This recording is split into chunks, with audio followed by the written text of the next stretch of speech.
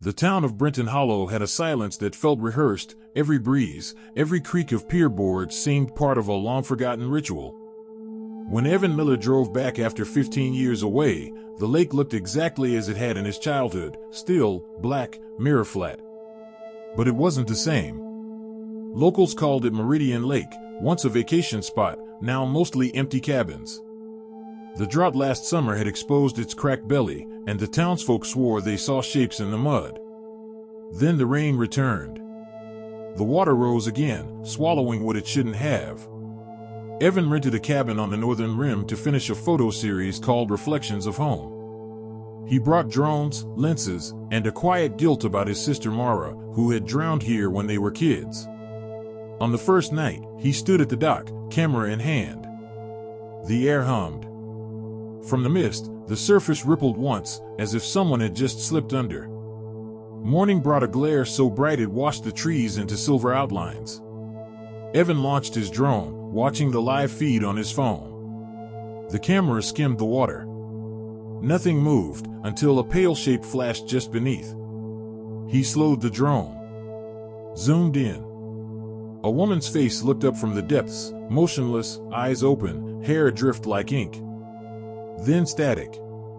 The drone feed died.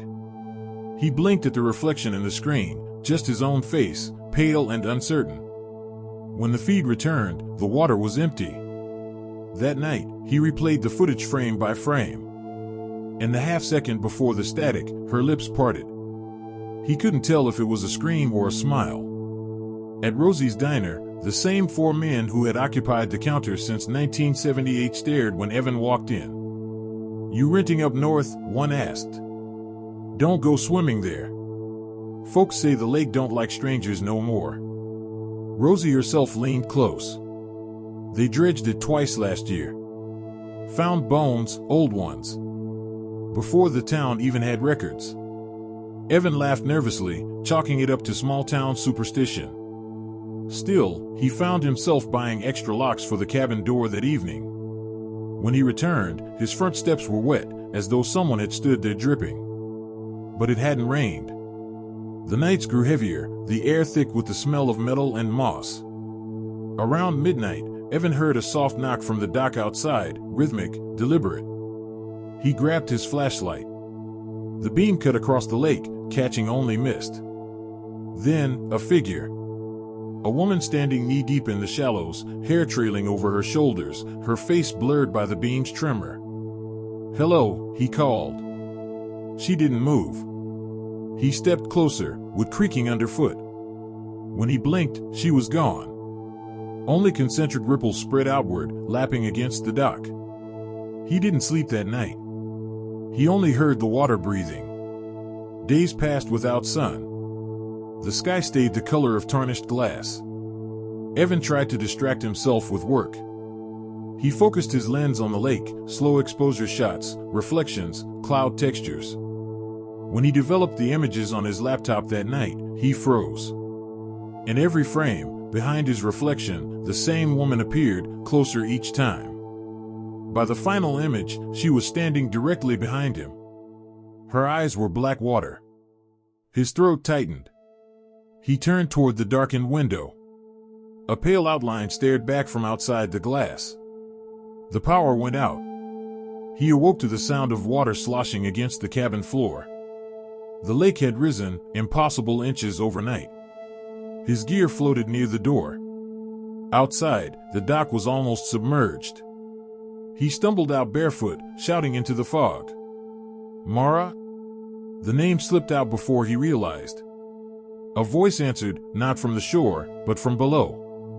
"Stay." It was soft, childlike, and wrong. Beneath the surface, shapes twisted. The woman's face surfaced again, identical to the drowned sister he remembered, yet older, darker. Her hand broke through, fingers webbed with algae. Evan stepped back. The boards groaned. Then the dock split, plunging him into the freezing black. Silence. Wait. Pressure. Evan's lungs screamed as he opened his eyes. Around him, structures, faint outlines of old cabins, fences, things the lake had taken decades ago.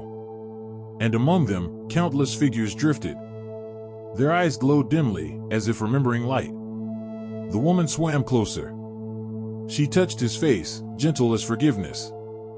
Through the haze, he understood. She wasn't calling him to die, she was calling him home. The moment his hand met hers, everything went still. The lake stopped moving. The wind stopped breathing. A week later, park rangers found Evan's truck by the cabin, keys still in the ignition. No sign of him. Only his drone, washed ashore, its final footage intact. The video showed the lake at dawn, smooth, endless. Then, slowly, a woman rising halfway out of the water, hair spread wide, staring directly into the lens. Her lips moved. The words were clear this time. Stay. They never released the footage. But locals swear that if you stand on Meridian's northern dock at midnight and say her name, the lake ripples once. As if something beneath remembers you. And waits.